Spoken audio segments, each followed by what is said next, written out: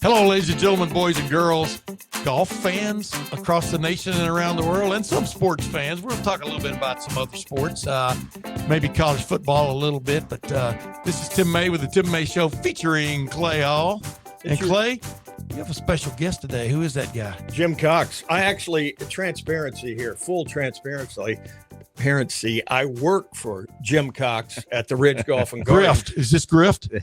Well, there could be some payola involved. I don't know. There's a lot of rumors going around about how strict of a starter you are out there. So somebody's got to be. Somebody's got to be. You also need somebody out in the middle of the course with a whip, man. Let's get moving. Saturdays, yeah. What's Addie's title?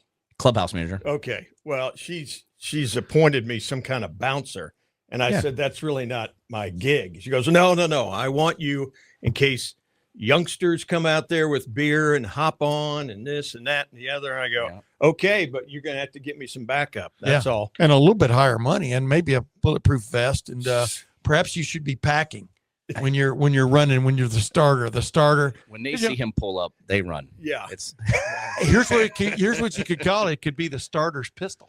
There you go. There we go. But I digress. Well, I roll heavy. Tell people we always in the Tim May way of doing things. We always digress.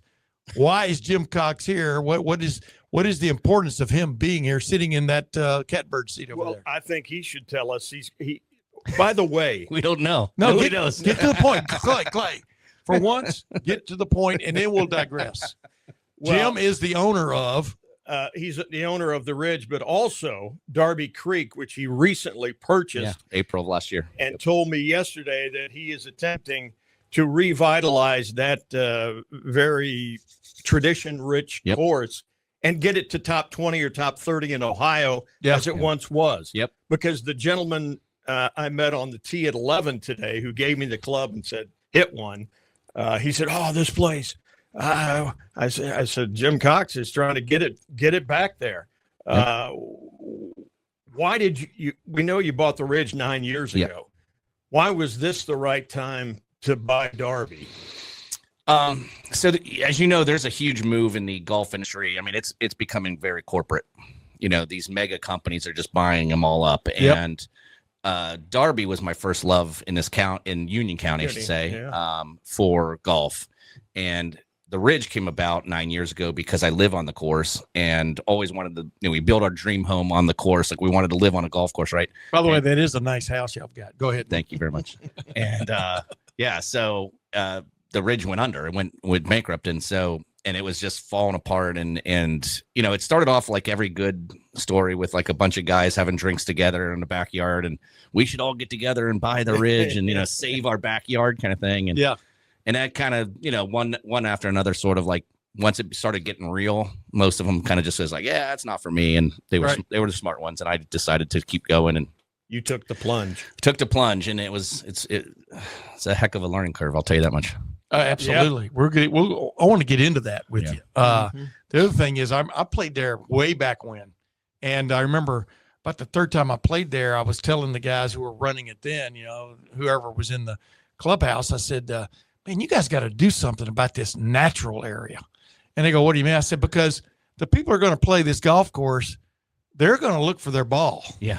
They're going to look for their ball for a long time. Right. Meanwhile, you play Scioto or somewhere and you drift off into the rough and you'll find like 10 Pro V1s in 30 steps. You can come away. They just throw another ball down and it's a Pro V1. So, but no, it's not knocking the course because I always thought that course had a great layout to it. And for a guy like me who is not, I mean, I would, at my best, I'd probably be a 18 to 20 handicap, if I'm playing pretty well. But to me, it had a great layout. Just get some things greased up. And you stepped in at exactly the right time. I mean, and boy, the way you have enhanced, we'll get to Darby Creek in a minute, because it's one of the, in my mind, still one of the premier courses. It is. And a guy like I can let play. Me finish that old thought was just simply because that was the only, it was up for sale. We found out through the grapevine that it was up for sale. And the only other bidders were these big corporate things. And you've seen this happen with the corporations. I mean, they're one of, 60 courses. They don't care about what's going on in Union County. They just want the money. Yeah. And so they weren't going to renovate it. They will just kind of suck it dry, if you will, and then it'll, then go down and, value go down and then sell it for housing.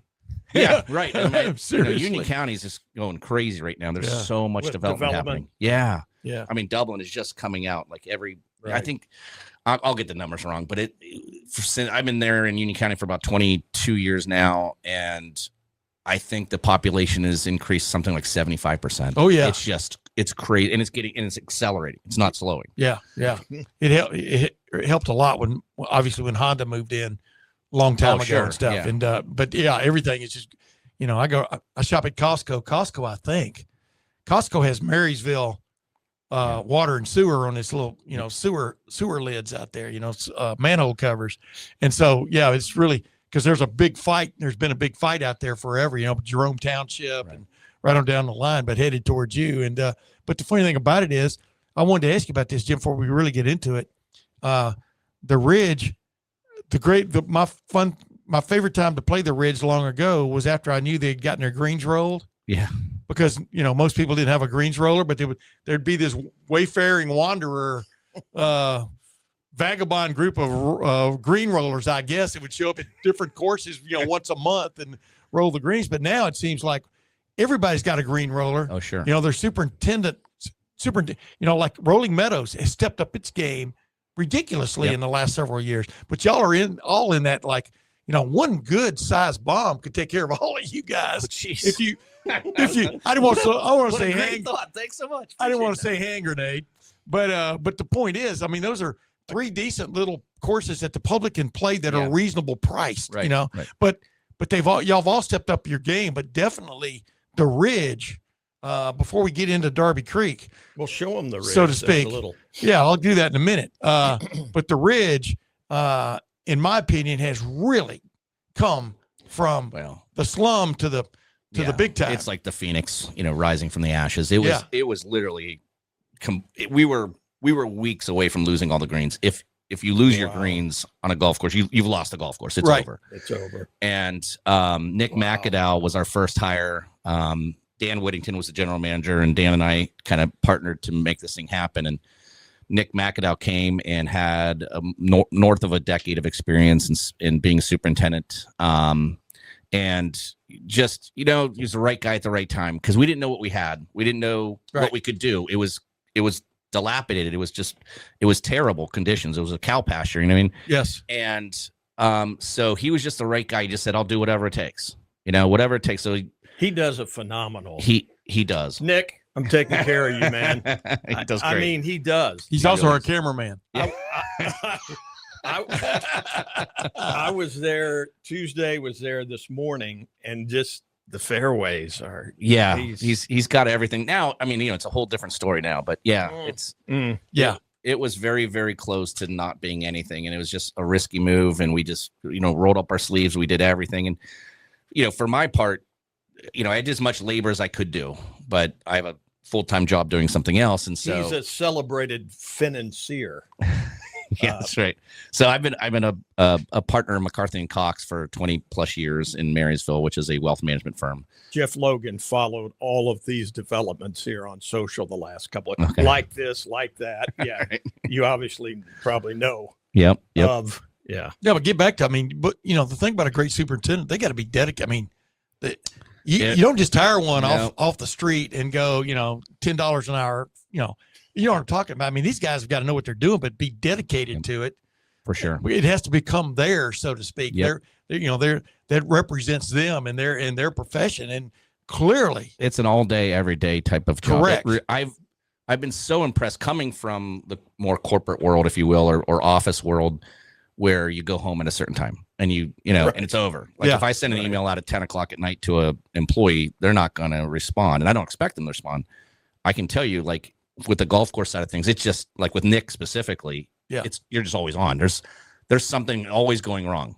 Yes, of course there is. Or there's something always happening, which is the world we come from. Right. And you sleep with the damn phone. Yeah. Yep. Yeah. So, And you guys somebody's got to be, and it's and Nick is giving lots of shout outs to Nick, but like, when something goes wrong, 9 times out of 10, it's him that comes and fixes it. We've got 6 o'clock tea times the next day. Right. Somebody's got to come up at 4 a.m. because the sprinkler head didn't shut off, or listen, I can go.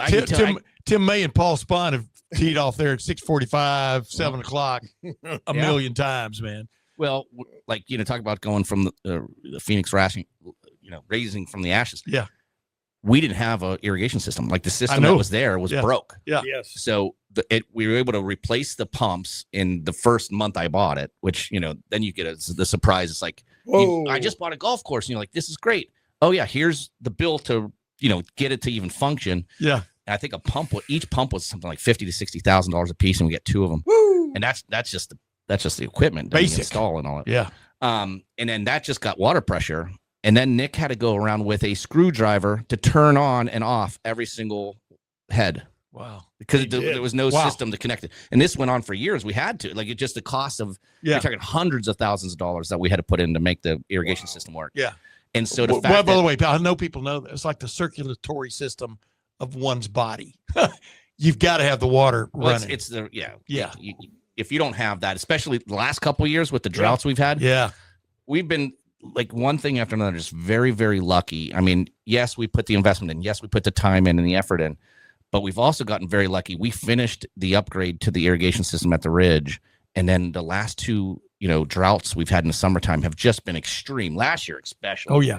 I mean, last year there was plenty of golf courses that were browned out, and we were green as green can be because we have a brand new irrigation system that is hitting all the important parts. Now, yes, we can't water everything. It's a public golf course. So, but we're watering well into the rough, and so it's a nice. We did a great job. Anybody who's ever played golf, like in Vegas or out in the Phoenix area, I mean, that's when you ought to be flying people in from there. They think that was an oasis and stuff. But on the par fives, you want to aim for those hard brown areas. You get bingo, another 30 yards. Get that what I call West Texas roll. Get that West Texas roll to them.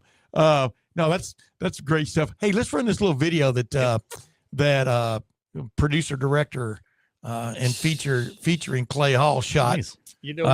Just like this number 1 at par 3. Before we started, the only thing I would knock is I like going from the original layout 1 through 9, which is now the back 9. I only liked it because I liked the first hole, because it made me feel like Superman if I hit the ball well. Exactly. With my driver. I love it. I mean, but was that status quo from the Buck Ridge, or did you? Buck Ridge had we flipped the 9s. Yeah, they flipped the 9 on purpose. Okay. The only bad thing is it starts on a par 3, and I'll tell you, our pro, Justin Kroc, who is phenomenal as well, and he wanted me to pass on a message that both of you could use a few more lessons. So just to put a plug in for him. That's like saying Jim, that's like saying the sun is hot.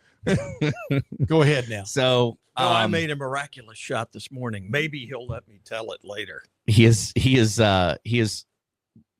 quoted as saying, like, if you're on the driving range, your first club out when you're practicing should be a 7-iron. That's mine.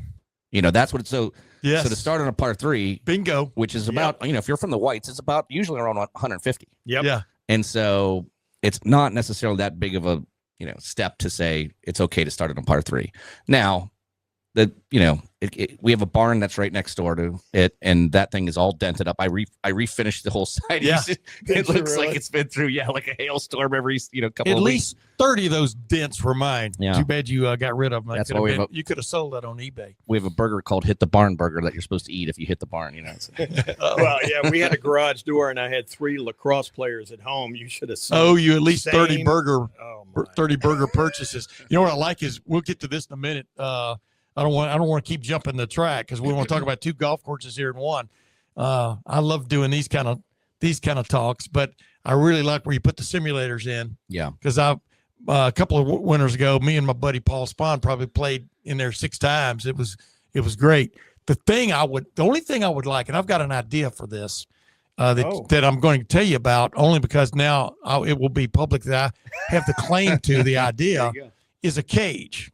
A batting cage where you get 10 balls before you tee off on number 1. So that's going to happen. It is. Yeah. See, I thought we've been looking at it. I just think that's a hell of an idea. And then you can take 10 swings. You know, let's face it. I was down in Sea Island, Georgia, and they had this new type of concept of this, like you would play 18 holes, but I think the total amount of holes out there is something like 27 or some weird number. Like, and they switch it up every day. Yeah. Like every day it's a different like layout. They've designed it to like change it and everything. It's not 999. It's like right. It's all together, and then they just change it every single day so to a wear different it out. 18. So you could play it like every day and play a different course. You know? I like that. And they didn't have a traditional driving range. They had this, you know, like you're talking about, like a box with I think about 4 spots to hit into. Yeah, 4 warm up. So we're looking into who provided that, and if we can't. Dude, I've already have it in my head. I could come out and build it for you. I've already figured it out. I told a buddy of mine. Heard this now too. Okay. I told a buddy about Jeff before we He's moved on the record. Before we moved to the video. I told a buddy of mine, Jake Ballard. You know, remember tight end for Ohio State, but dude, that guy can hit the ball 400 yards minimum.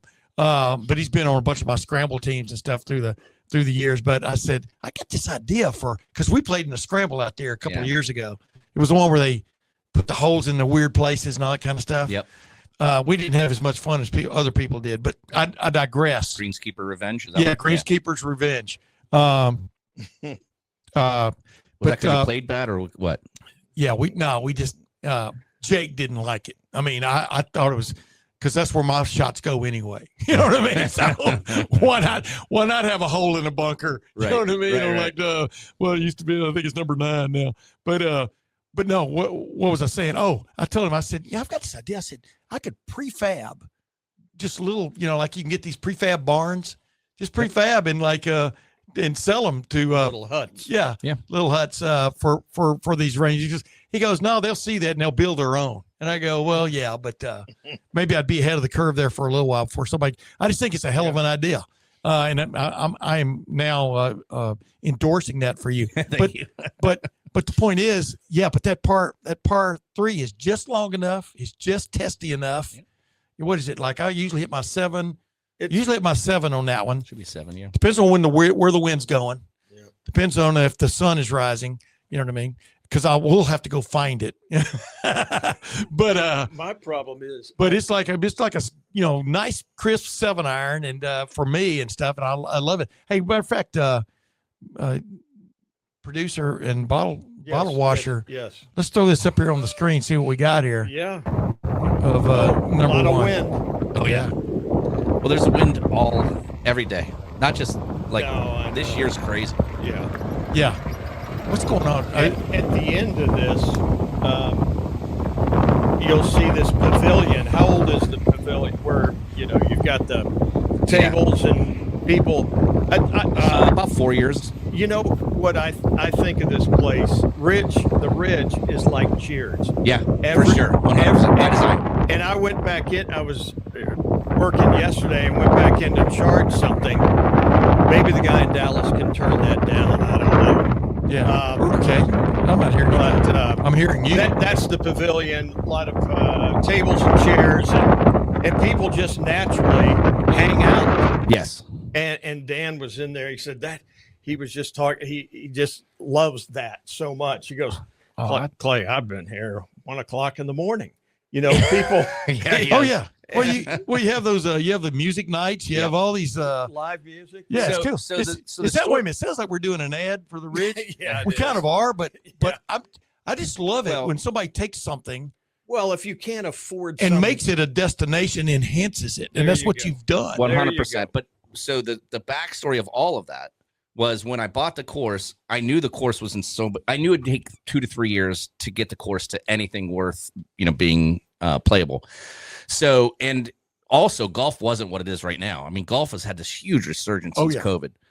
And so that's what you're seeing, with Rolling Meadows and everyone else, like reinvesting into the golf course. So it's a lot easier now because you got the play, you got the business coming up. So it's like, it's a lot easier to do that. But when I bought it, it wasn't the case. I mean, it was, we had, obviously it was bankrupt. It had no money coming in. It had no, people. So what we did was we renovated the clubhouse first. We because that's instantaneous, right? Like, I mean, as soon as we can finish that up, we can get a bar in there. We can get food in there. We can get first impression when you walk in the door. Yeah. Yeah. And you can't control the outside stuff. I mean, the weather is important to help us in that, that improvement project. Yeah. But when we, the attitude, the culture of the course and how we treat people, and you can't control that. Yeah. And so we hired the right people with the right attitudes, and you treat them like family, and it just grows, and it's just grown exponentially. So why the simulators? Same thing. How do I get revenue in a wintertime? Yeah. Right. There's no golf course in Ohio. You got nothing, but I've got salaried people who need to be paid in the wintertime. So put the simulators in. We have an event center next to the clubhouse as well. So we've got 90-person event center. So we have, those happening. We have Rock the Ridge events 3 times a year. We have bring a full rock band in. We've got one coming up in a couple of weeks, I believe. There's a lot going on. Yeah. Every Friday we have live music. Yeah. Oh yeah. It's cool. I mean, but it is so comfortable looking. Yeah. When especially the outdoor space now, in about a month and a half, the flowers will be billowing out of those. Right. It's great. Was your wife involved in some of this? I would think so. She's the master gardener. So she's. It looks like it has that touch to 100%. Yeah. That's where the Ridge Golf and Gardens comes in. Yeah. That was purposeful. And that's actually, give credit to my wife on that. The old name of the course, we wanted to have people to kind of champion this renovation, this change, and so we wanted to switch it, but we wanted, you don't want to necessarily get away completely and have people go, I don't know what that is. That's a whole different place. So it went from Buck Ridge to the Ridge Golf and Gardens. And again, her idea was Buck Ridge was much like male dominated, and it wasn't inviting for females or women. And I think that's one of the things like I'm so proud of the Ridge, the diversity on the course that you're seeing today. I mean, since COVID, I think it's expanded everywhere, but we have, I would say at least a third of the golfers out there are female. Yeah. And I believe that. In the Spark outing last night, I was like, is this a men's or women's group? And I was just, because sometimes anyway, but there are so many female players out there, and they feel right at home. To her point was like, guys might not care about the beautification efforts, all the flowers and stuff like that we did, and all the mulch beds and all this, like driving through a park to play golf. Guys might not care, but ladies kind of, a lot of them do. Yeah. And so it's a nice touch. Yeah. No, there's nothing wrong with beautifying anything. That's the way I look at it.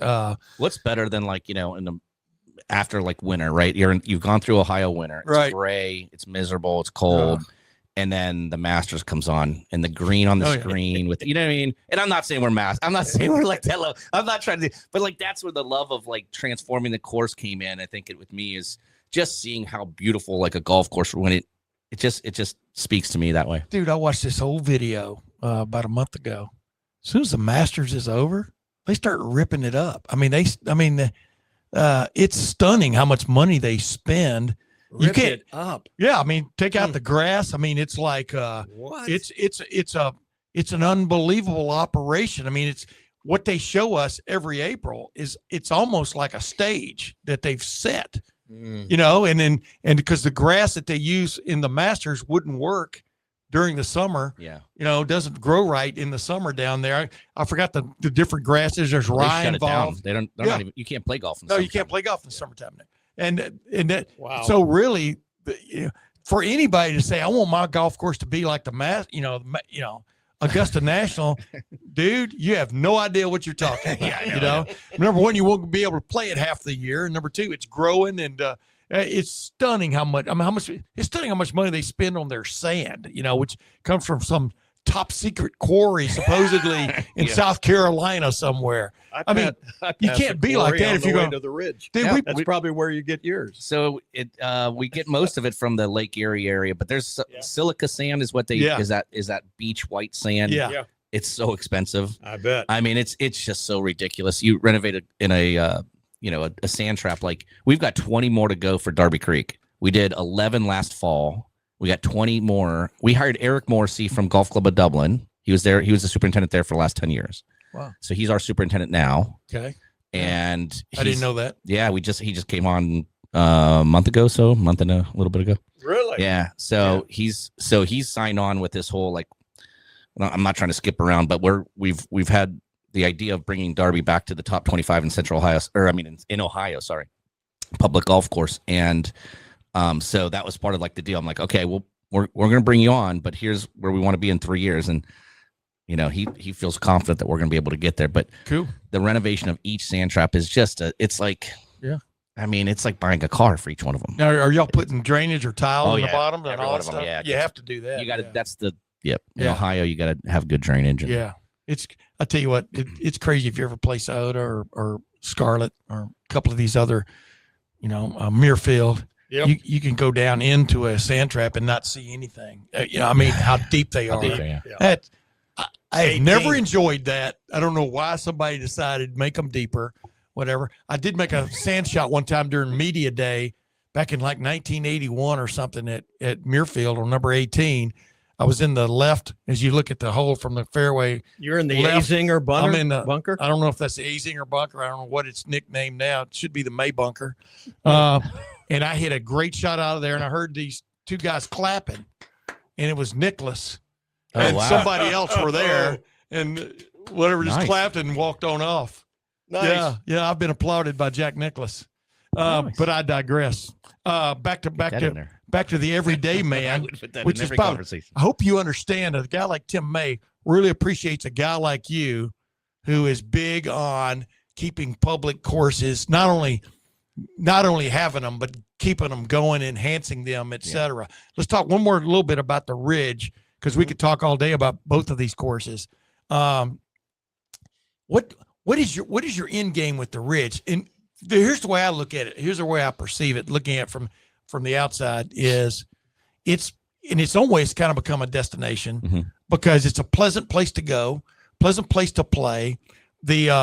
Like I said, they mowed down most of the natural area a long time ago, which I think they were just saving gas. The previous group. 100%. That's exactly what's going on. Yeah. But you can play there. You can usually play there in 3.5 hours fairly easily. You come out early. Yeah. Yeah. You come out. Yeah. Everybody has their bog downs. But what I really like, I'm getting back to this, is the way the greens are consistent now from one week to the next, from one day to the next, et cetera. And like I said, Do you like fast greens? Oh yeah. Okay. Yeah. So I can make this announcement because Nick, now I can hold him to, we're to down. this. Yeah. There you go. Are we talking step meter here? Yeah. 12. He's going to get him to a 12. He said within a month and a half. Okay, ladies and gentlemen, Whoa. keep in mind, ladies and gentlemen, boys and girls. I mean, that's lightning. They don't call this place the Ridge for nothing. Yeah. I mean, there are some nice 12. There are some greens. There are some greens that can really mess you up. Yeah. Because this is PG, can really mess you up out there and stuff. And if it gets that fast, but I've always, if I'm going to miss, I want to miss with it. You know, I like fast greens. Yeah. I like to be able to tap the ball and it kind of go where it's supposed to go. Real golfers love fast greens. Of course they do. The issue that I've told him as the owner is if you look at, like, we've got all 5-star reviews on Google, right? Like, I mean, it's a ton of them. And then you'll have the occasional, like, 1-star, and it's always because of pace of play. Yes. It's always something went wrong. Something's like, and it's like, oh, you don't have a starter. I'm starting you under a bus. No, you don't have no, it's not that. We do. It's just sometimes you just get the, when you do have a diverse set of golfers, you got some people who are just learning, especially when it comes into August, we got the kids starting. That's it. There's so many varying degrees of competency playing the game. You can't have a 12 with kids. So translate that back again to your superintendent. So what's sort of his marching order in that regard? Like that's what you were getting to. Yeah, I would say that I said I would love to see it. Let's do it. We have the capabilities to do it. We have new grinder reels and everything. Like, he can grind them. He could sharpen these blades now, like, weekly if he wants to, because so we have all the things that he needs, all the tools to do a perfect job. And he just wants to get it there, but we're going to have to dial him back when coming about August. You get the high school kids and all that stuff out there. You can't have 12.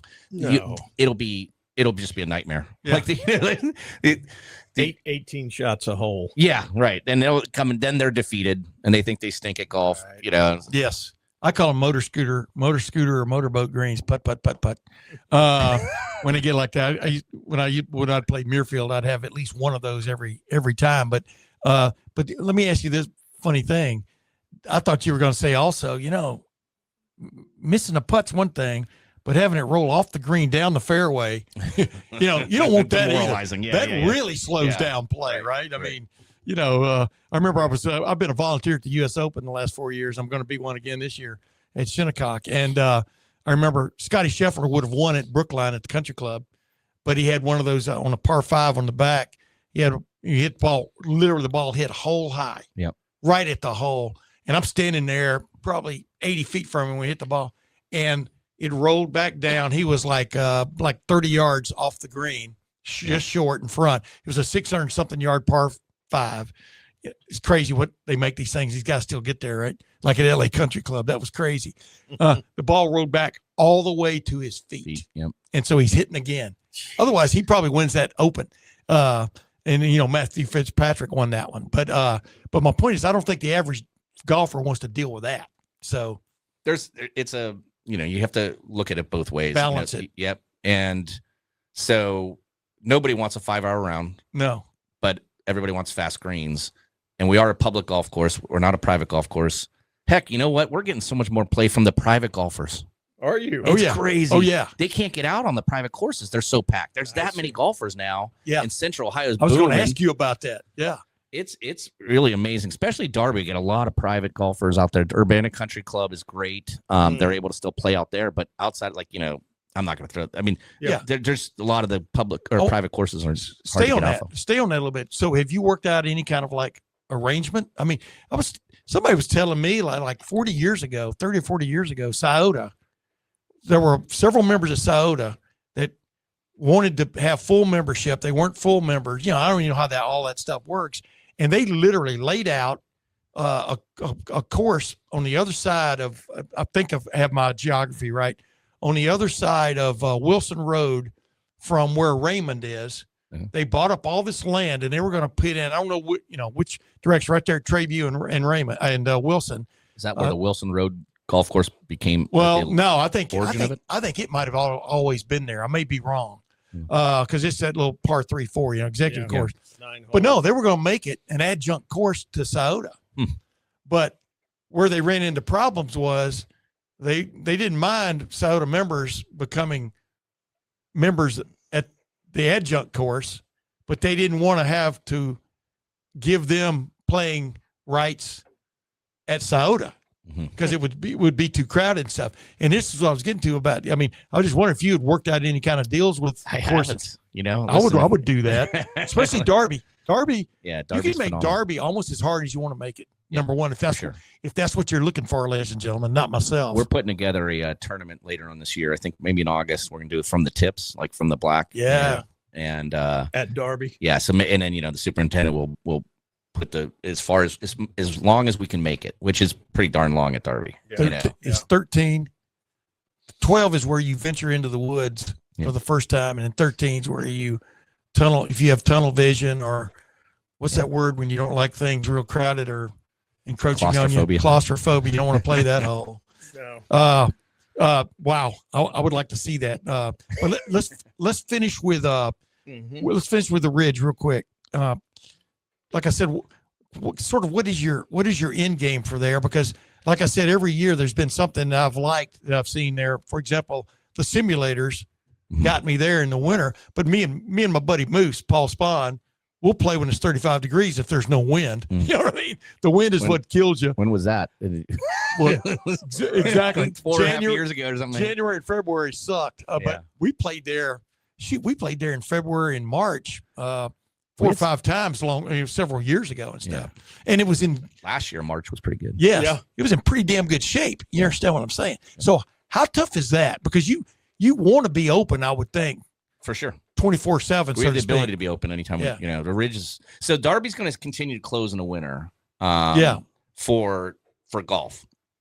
Just not saying that can never change. It's just, it's sort of the tradition there. Allow things to just kind of calm down a little bit and give time to, How long is that? We usually will be done, December through February. And then sometime, like you said, in March, everybody loves, if you're a golfer in Ohio, you love that March weekend. Oh yeah. There's always at least one that it's like 70 Yeah. and sunny and it's just Let's like go. and your attitude and everyone's in a great mood and you're saying hi to your neighbors again for the first time. You got all those balls you got for Christmas if you ask the right people for new gifts. clubs or whatever, and you want to go try them out. And so we have to have the ability to turn it on and allow people out, in that March period of time. And then this year we were a little struggling because we're going through all these renovations at Darby. New clubhouse, brand new clubhouse. If you haven't seen it yet, come on out. That's one thing I would love to tell people is that you'll see it here. Okay, we're gonna end up like having a restaurant in there. We have an awesome bar now. Like you don't need to play golf just to come out. The views are amazing. Just come out and have a drink or hey, hang on 1 second. Let's play this little video. All right. It just popped on the screen here Okay. from a videographer. It's Clay Hall. Yeah, sorry. I have many notches on the resume. Talents, many talents. Hey, clubs for sale. Who knew? Those are our rentals. Oh, those are the rentals. Yeah, look like a nice set. they're really nice. They're really expensive. Like that's crazy. I like the glass. Yeah. Love the glass. Yeah. It looks right out I on could the talk 18. about business side of that too. Why we did that. I like the way it looks out of 18 there, and there's putting green. I want to try to get it so that you can see the pond from here too, so we can put a fountain in there. Yeah, I like that idea. 18, man, has always been a bugaboo. It's already long enough. Don't put the member tees on the tips, or whatever you call them. Member tees, white tees, what I call them. Yeah. But bottom line, I mean, let's get into Darby Creek, so to speak. Let's wade into Darby Creek. Okay. I first played there, and I loved that golf course first time I played it, and it had a great reputation back then. I didn't think I was good enough to play it at one point, you know what I mean? But then come to find out, if you're just unless you just get wild off the tee, you can find your ball, number one, but number two, it's a pleasant. I don't know how to put this. It's a pleasant 18 to play because every hole kind of strikes your eye. Mm-hmm. Almost the right way. And sometimes it strikes your eyes in, oh my God, I'm not going to par this hole. You understand what I'm saying?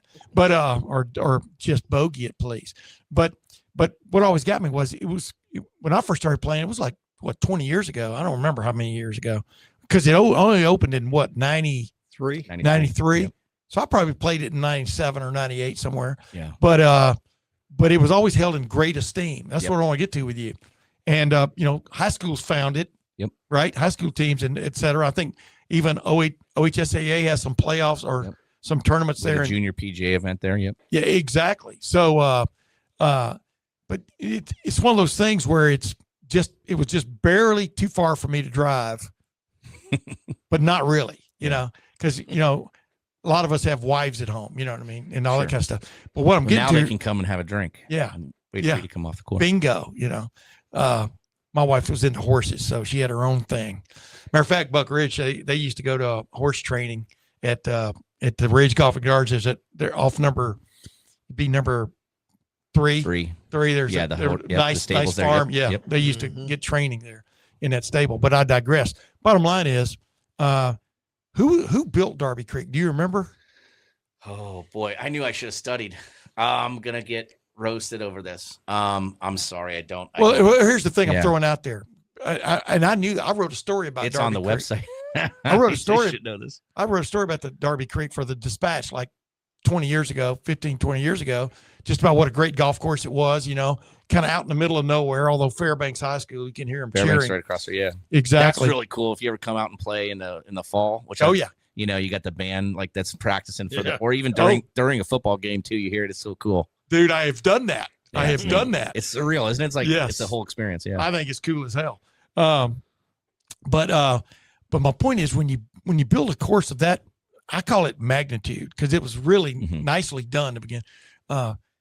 Wow, you're really taking a leap a little bit that people are gonna find it. All the way up come out there.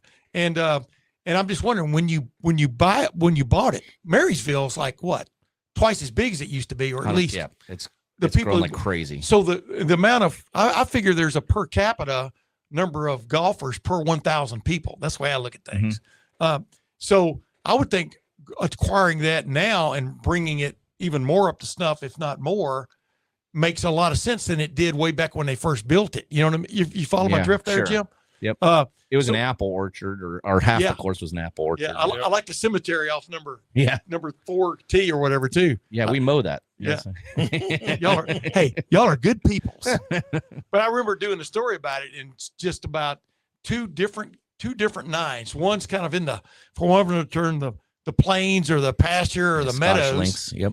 Yeah, and then all of a sudden back nine, number 11 is kind of a nice par 3. It kind of reminds me of number 12 at Muirfield and at Augusta National, the way the green goes away from you, you're hitting over water and stuff.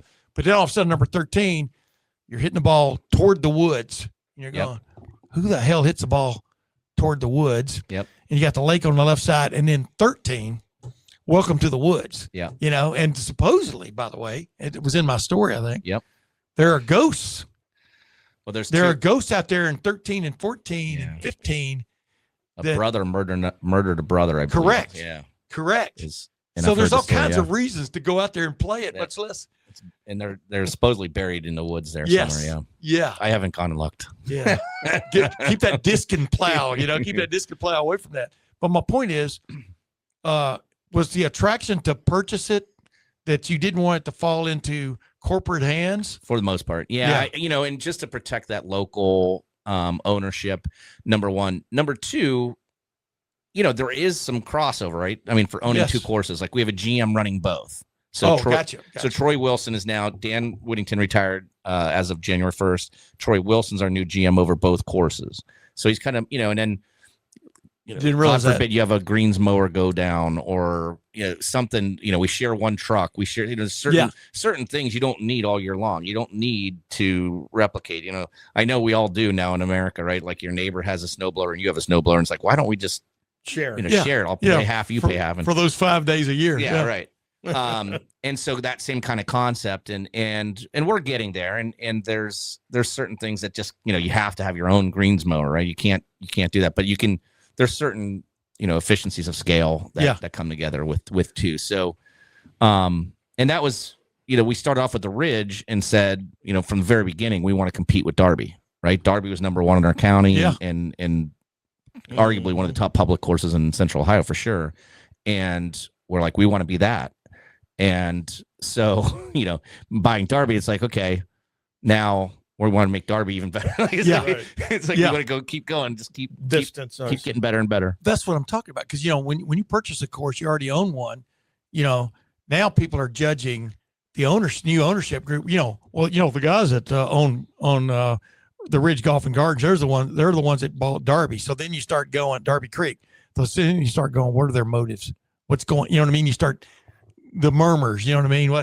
What's going to happen with Darby Creek? Are they going to kind of keep sliding, or are they going to go the other direction? You've gone the other direction. Yeah. Which that's my nature.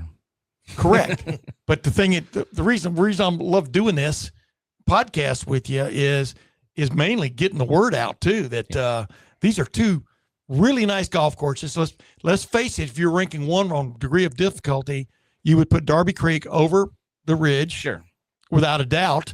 But they are both important to average golfers like myself who aren't part of a club, and I would want to be a member of a club that won't is a member, the old line. But they're very important to guys like us. So we've always, for both, I mean, we've said it for years with the Ridge, but we want to have the private golf club atmosphere. Yeah. Feel with the quality that you would get. Yeah. But make it public. Yeah. It's a lot easier said than done. Again, I'm throwing the kids under the bus, but starting in August, I mean, when you're learning to play golf, you take a lot more swings, right? Oh, so the divots, and then the repairing of those divots and everything else. It gets very. We actually are lucky to have that winter and that kind of break to let stuff kind of grow back together. Yeah. And because it can get pretty. It gets pretty damn hot in August, and maybe not as people, guys my age want to show up out there. Do it. No, I was just going to say, where I am to start at 1, you can see 2T. And what aggravates the heck out of me, I'll look over there. Okay, they're making all right. That was good. And then 5, 8. Wait a minute. You got your golf courses. We're talking about Darby Creek right now. All right. Well, you're talking about. I'm not a starter, but he was talking about Yeah, the young ridge too. kids Yeah, The playing. ridge. Yeah. Yeah. Because you can't It's see the number same- 2 It's the tee same in story Darby. no matter where. Yeah. But yeah. Yeah. So I'm going to print a sign that says "Ready Golf." Yep. Yeah. Get up and go. You Hell see yeah. somebody take 6 swings on the tee, Right. And I'm getting in the buggy, and I'm like, Thank I'm like, "What are you doing?" let's Yeah. go. And they Yeah. go, "What? Yeah. Hurry up!" I mean, it just. Well, everybody. If you've sat behind on a slow day, on a weekend or It's- whatever, it's so aggravating. It is. It Hey, is. hey, It's the aggravating warm up for everyone. booth. The warm up booth is going to change some of that. Everybody's going to take a mulligan, man. Well, I'm okay with a Your breakfast first drive ball. of the day. Yeah, The first. Your breakfast first ball's drive of the kind of a- day, you're gonna hit a mulligan if you hit a crap shot. You know, the other thing too, on that kind of line of thinking, is one of the reasons I've had a lot of people sort of bring up the idea, management people, because we have like a profit sharing plan and stuff like that. So we share in the rewards of of growing our business with our people that are doing it, right? And there's been a lot of like, hey, a lot of golf courses will go to 9 or even 8 minute tee times, and I've pushed back on that. And I've said no, let's stay at 10. Yeah, 10 for just- both. for both. Yeah, And that's an important thing to do, because I agree. it just opens it up a little bit more.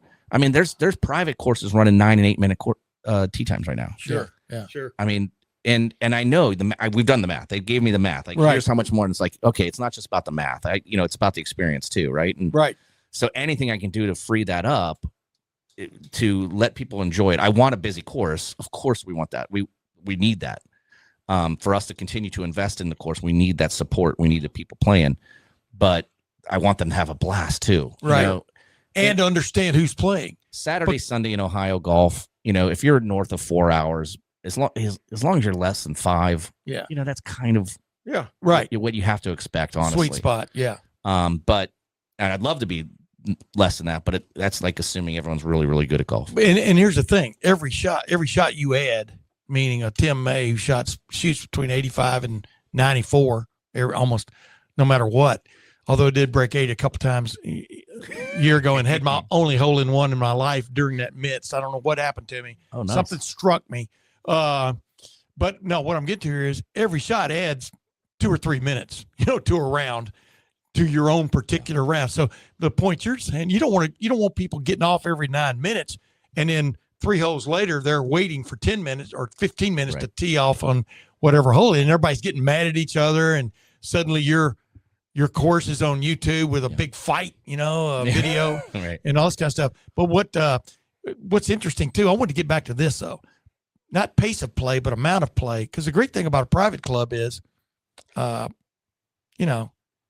they can limit. I mean, they basically limit how many people actually get to play their course. Like the golf club, I think I've never gotten to play it. I'm sure it's pristine because they don't have supposedly there are people who play out there don't even know other people are playing, during you may be a member there for all I know. No, But- I did get I was blessed with the opportunity of playing it twice. So Yeah. yeah. But you understand what I mean? They don't have the traffic.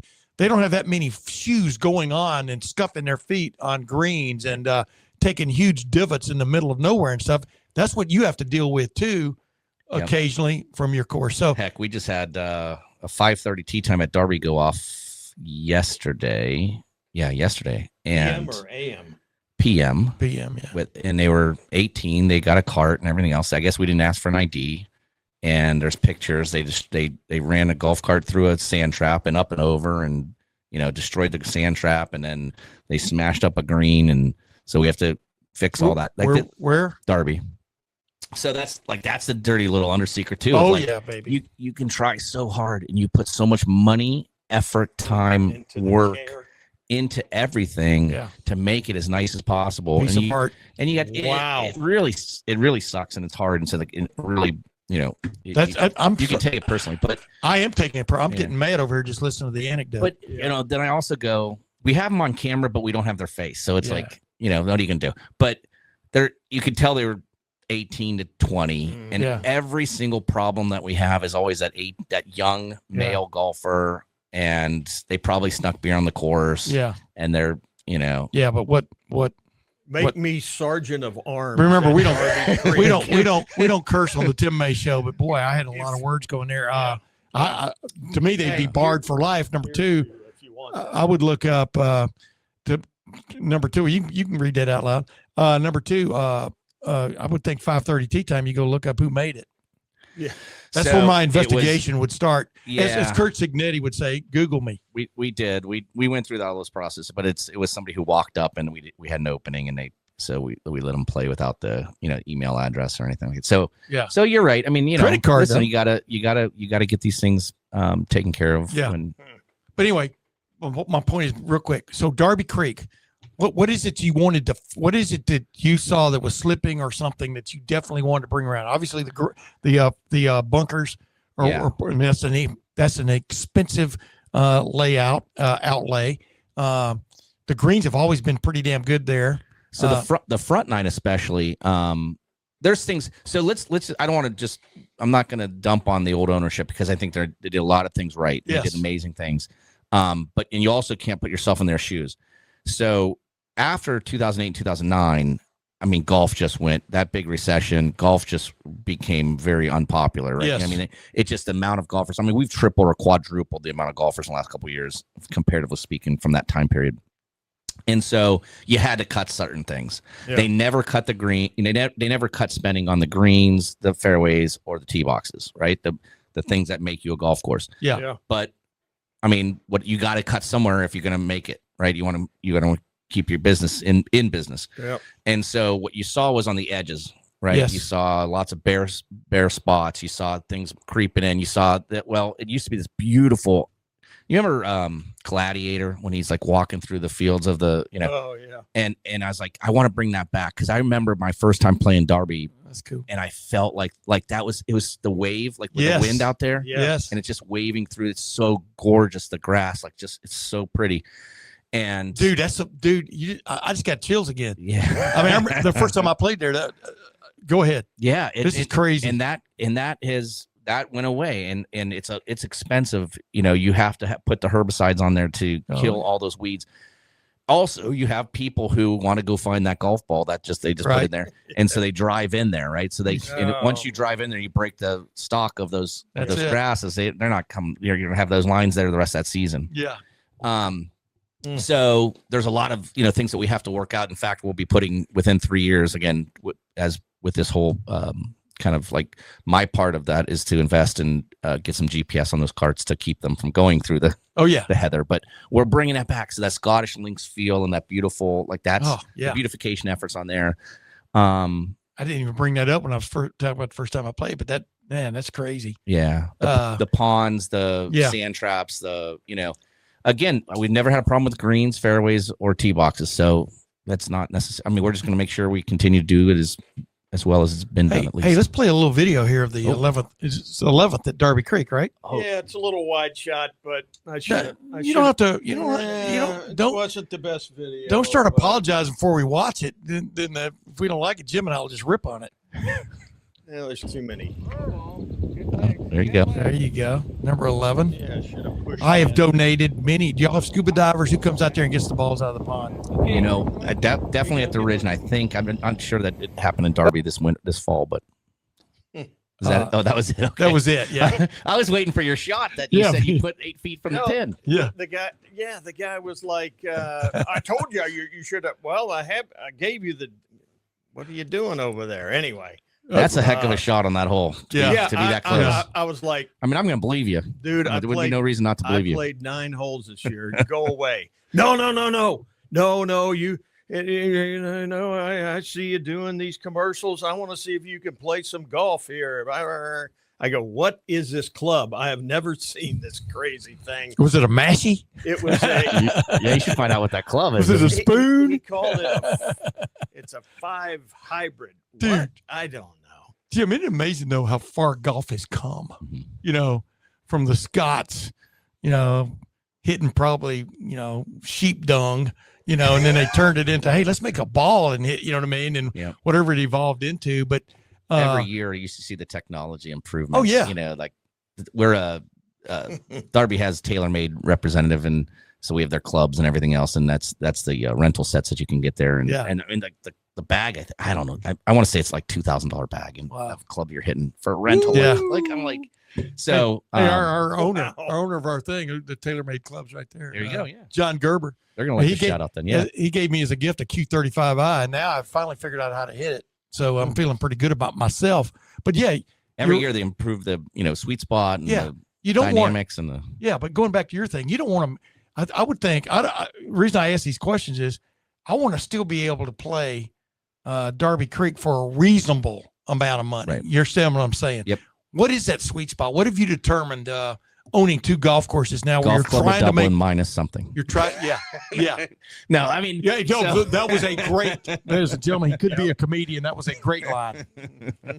I always get that fire sale. Is all I'm looking for. listen, Golf Club of Dublin does a great job, and they have great, great facility, great But man, course, is great. is it expensive? $100. It's north of 100 now on the weekends, and so it needs to be. Darby's an amazing course. I think it competes very well with Golf Club of Oh, I Dublin. agree. 100%. There's certain things that are better at Darby, vice versa, maybe on some things, but going to Marysville, you're going about what 20 to 25 minutes past Golf Club of Dublin, right? Oh yeah. Yeah. So you got to make it worth that for the Columbus traffic to come out there. Right. It's a destination now. I mean, there's people who come from all over the state and all over yeah. the country.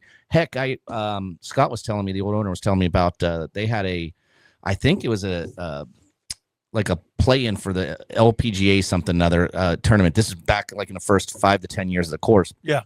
And a Japanese lady was there, and she became what's the name? I don't know. That's another one I'm going to get roasted for. But apparently she became like worldwide famous. And as you know, Marysville with Honda in Marysville, there's a lot of Japanese who still come in. We have a picture Sure. of her teeing off Want there, to play where she played? and it was like an article too that from a newspaper in Japan showing it, and says Wow. Darby Creek Golf Course, Marysville, Ohio, on a Japanese newsletter or Wow. a newspaper. Wow. So pretty cool. Yeah, but I mean that's the Global point. now. You want it. So go back to my question. You could be Jim Trussell, where you used to ask him questions at You want a post price game. You want No. Yeah, but I do want to hear from a guy that owns golf courses, because people don't understand. They all you do is gripe. When a course cost goes up.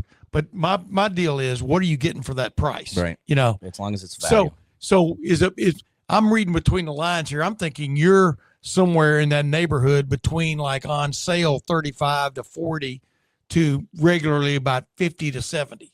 Is that about, about what people should expect? On the prices. Yeah. So Darby's going to be a little bit more than that. Definitely over the last 5 years, golf has gone up in cost. Gasoline's gone up. I don't know if you know that or not. This year, it's insane. I don't know if we're going to bring back, we'll see how long this thing lasts, but back the last time we had a huge spike, there was like people would put a little surcharge on there because it's ridiculous. Oh yeah. Expensive. And that you talk about all your those motors are going all day long. Yeah. But and you have to keep in mind what a guy like me will pay. Yeah. No, for sure. You can't. I am basically semi-retired. I have disposable income, but I was born, I'm coming from a place where I was raising 3 kids. And, you understand what I'm saying? And so that's what I'm saying. Do you as a golf course owner, do you keep that in mind? I mean, of course, that kind of stuff. Of course. I mean, it's the supply and demand. Yeah. Right. It's always about supply and demand. Oh, yeah. And you want to give a good value. You want to get the right people.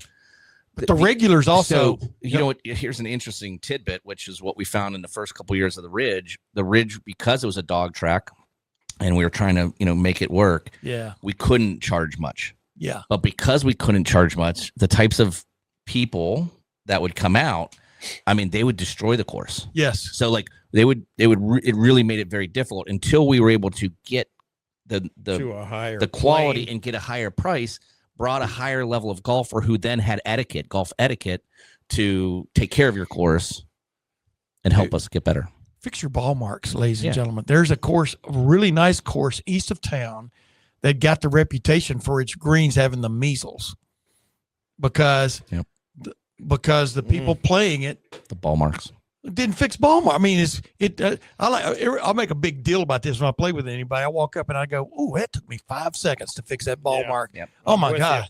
Yeah, I mean, that's one of the things. I mean, right off the bat, if I have a starter who's worth his salt, this guy. I mean, I'm reminding people, hey, fill your divots and fix your ball marks. I mean, that's the basic thing. Remember the old line, the little sign would be a lot of golf courses. What will it be? Replace the turf or returf the place?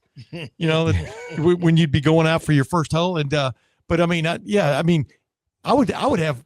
Shoot, I wouldn't mind giving it, like if I'm a starter, everybody goes through there first time, giving them a lesson on what's expected of you to make this golf course and keep it the way it is. And you're right. The higher you make the price. Well, you're going to attract a better golfer, and a better golfer theoretically has golf etiquette. Correct. And they'll take care of the course for you. So again, at the Ridge, we've got a ton of leagues.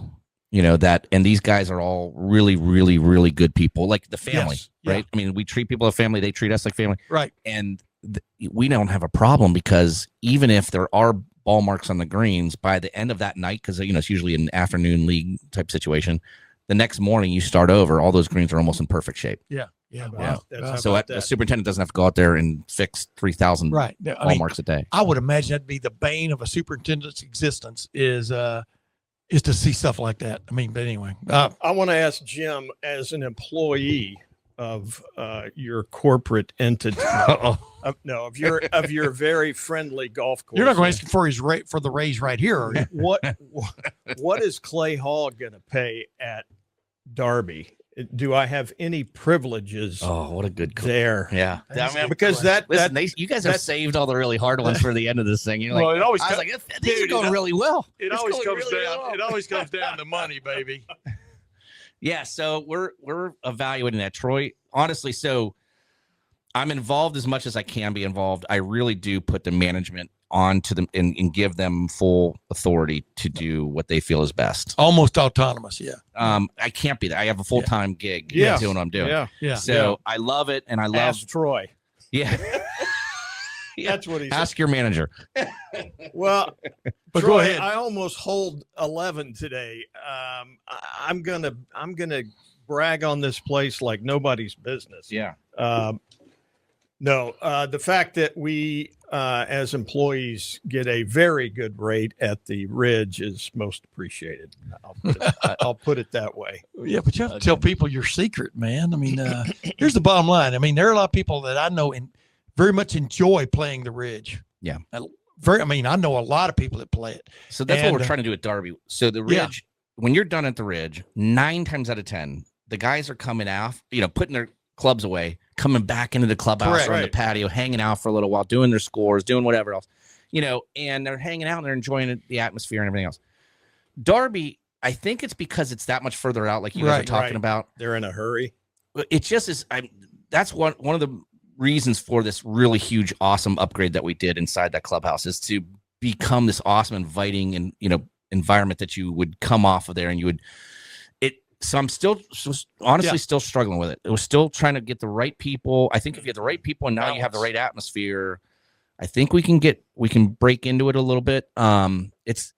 If not, I'm trying to then say, okay, hey, come out for drinks, come out for, happy hour, come out for, food. We have a pizza oven now, brand new pizza oven. Yeah. We have pizzas. Yeah. But I mean, y'all have watch parties, like I think, we just for Masters. Like Masters. I think some Ohio State games. I think we're at the Ridge. I'm talking about Ridge Golfing. We'll have them at Darby too. Yeah, I mean, so we've got a 98-inch screen TV behind the bar at Darby. Now you're bragging. Well, I don't like a good people place to watch the Masters for Clay, sure. I don't like people that brag. What about you, man? I've been It's not bragging. First if time you I can watched back it up. First time I walked into Costco a couple of years ago, and there's that 100 TLC or TCL 100. I went, okay, when it gets to another manufacturer, I'm gonna watch the price, because I've got a 75. I think it's beautiful, but you can never have too big a TV screen. But I digress. Bottom line is, that's what I started off this conversation, is this interrogation of you with the idea that y'all have made these sort of destination places. The only thing missing at Darby, for example, is maybe put in some cabins. We have a lot of land there too, like Apple Valley. Yeah. We've been talking about that. There's a possibility of that. Really? Yeah. Like stay and play packages and stuff. Yeah. Yeah. There's a couple places you could put it, and you could have the what I call it, the cemetery package, and you could have. Yeah. You think I'm kidding? The ghost Clay? tours, yeah. No, At you've seen the cemetery up there, up on the hill. Well, I'm to that point where my wife said we need to start researching that. I'm like, what? No, Come on, We're not that old. we've had horses forever. My wife and I in our back 2 acres, 3 acres, and I want my ashes spread over the manure pile, which continues to grow. But I digress. Hey, Jim, hang on before we go. Darby Creek was designed by renowned architect. It's a team of Jeffrey Cornish and Brian Silva of Amherst, Mass. I had that in my story. I remember it now. I mean, I researched it back then. I should have researched it now, but we were talking about resurgence, You probably not thought research. the owner would know. We're not talking about research. We're talking about resurgence. He could be related to the NFL agent, Cornish from I guess, Cleveland. Yeah. I don't know. Neil Cornrich. Neil Cornrich. Yeah, not even the same name, but he could be related to him. Pretty close. Could be on his mother's side. But anyway, Cornish. hey, Jim, man, thank you for joining us. Of course. No, I appreciate it, guys. This was a great. blast. And ladies and gentlemen, after we're done, this is when he passes out the coupons. But but I digress. Actually, Yeah. And by the way, on Friday, I'm going to have another interesting dude on, Matt Guttridge. He's a long time. This guy has all kinds of interests when it comes to college football, all kinds of sports, even golf. But he's a stats aficionado, but he knows all kinds of trivia, for want of another term. It's not going to be a big trivia contest, but we're going to talk about a lot of things. And I hope you join us then. But Jim Cox, owner, ladies and gentlemen, along with his wife, that would make you about a 30% owner? That's maybe a tops. Yeah. Of the Ridge Golf and Gardens and of Darby Creek, new ownership, really, because the last couple of years, hadn't been around, and he's one of those heroes of mine who wants to not just perpetuate something, he wants to make it better. And we really appreciate you coming on, Jim. I appreciate being on. Thank you guys so much. Appreciate it. Got it. Until next time, ladies and gentlemen, we'll see you then.